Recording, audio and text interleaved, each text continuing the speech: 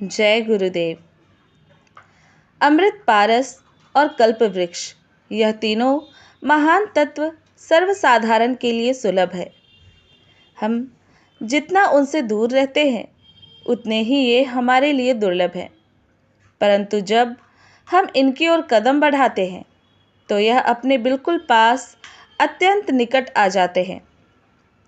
और जिस ओर मुंह ना हो उधर की चीज़ों का कोई अस्तित्व दृष्टिगोचर नहीं होता। पीठ पीछे क्या वस्तु रखी है इसका पता नहीं चलता, किंतु उलटकर जैसे ही हम मुंह फेरते हैं वैसे ही पीछे की चीज़ जो कुछ क्षण पहले तक अदृश्य थी दिखाई देने लगती है। यह स्पष्ट है कि जिधर हमारी प्रवृत्ति होती है, जैसी हम इच्छा और आकांक्षाएं रखते हैं, उसी के अनुरूप वस्तुएं भी उपलब्ध हो जाती हैं।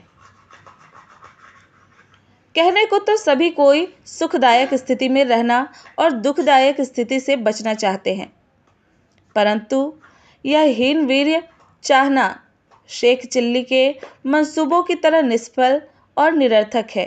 सच्ची चाहना की कसौटी यह है कि अभिष्ट वस्तु को प्राप्त करने की लगन अंतःकरण की गहराई तक समाई हुई हो।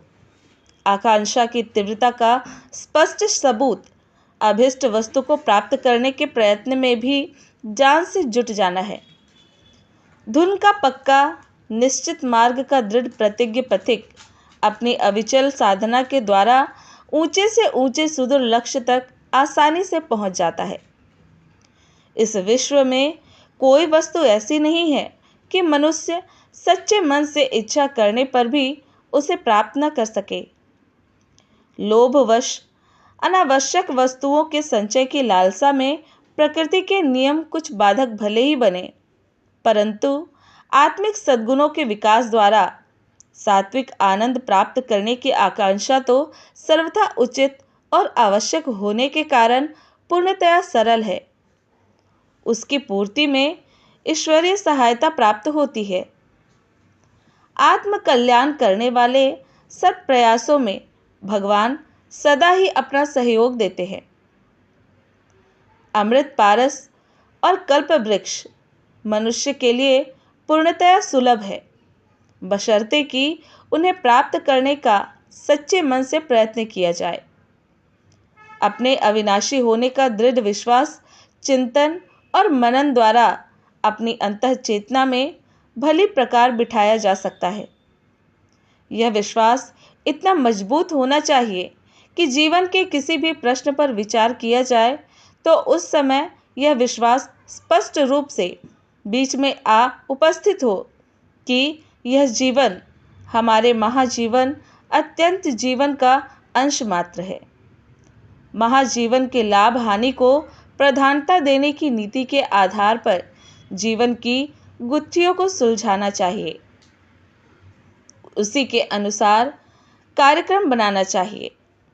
जब इस प्रकार का हमारा दृष्टिकोण निश्चित हो जाता है तो जीवन अत्यंत पवित्र, निर्मल, निष्पाप, शांतिदायक एवं आनंदमय हो जाता है। यही अमृत है।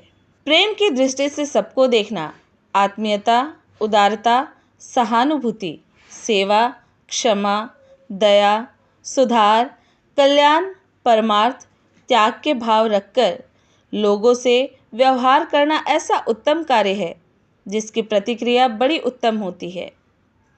व्यक्ति आज्ञाकारी, प्रशंसक, सहायक और सेवक बन जाता है।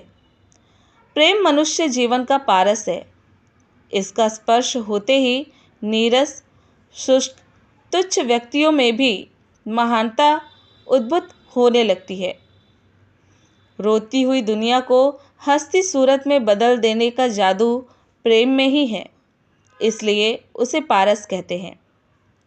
परिश्रम से, उद्योग से, कष्ट सहन से, अध्यवसाय से कठिन लक्ष्य तक मनुष्य पहुंच जाता है। तब से सारी संपदा मिलती है।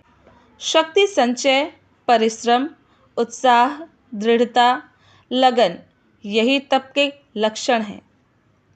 जिसे तप की आदत है, कल्प वृक्ष उसकी मुट्ठी में है। उसकी कोई इच्छा अधूरी न रहेगी। वह जो चाहेगा वही प्राप्त कर लेगा। पंडित श्री राम शर्मा आचार्य। जय गुरुदेव।